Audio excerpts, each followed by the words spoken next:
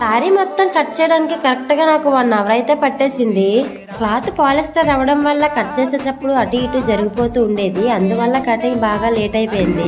అలాగే మీరు కూడా సాంగ్స్ ఇంటూ స్టిచ్ చేస్తారా? నేనైతే మాక్సిమం సాంగ్స్ పెట్టుకుంటా స్టిచ్చింగ్ చేసేటప్పుడు. వెనక మా వారు ఏదో మాట్లాడుతున్నారు, అవన్నీ మనకెందుకులే, మన వీడియో గురించి మనం మాట్లాడుకుందాం. కటింగ్ తో పాటు స్టిచ్చింగ్ కూడా కొంచెం కష్టమే అయింది, జారిపోతూ ఉండేది కుడుతూ ఉంటే. సారీ మొత్తం యూజ్ చేసి ఒకటే ఫ్రాక్ అయితే స్టిచ్ చేస్తున్నాం, అంటే ఫుల్ గేరా వస్తుంది కదా అంబ్రెల్లాకి, అలా అయితే పెట్టేసా. ఫైనల్ అవుట్ ఫిట్ అయితే చాలా బాగా వచ్చింది, కానీ వేసుకొని చూపిద్దామంటే అది నా సైజు కాదు. పోనీ కస్టమర్ ని వేసుకొని చూపించమందామంటే వాళ్ళది మా ఊరు కూడా కాదు. ఇప్పుడు నేను కుట్టేసిది వాళ్ళ ఊరికైతే పంపించేయాలి ఫ్రాక్.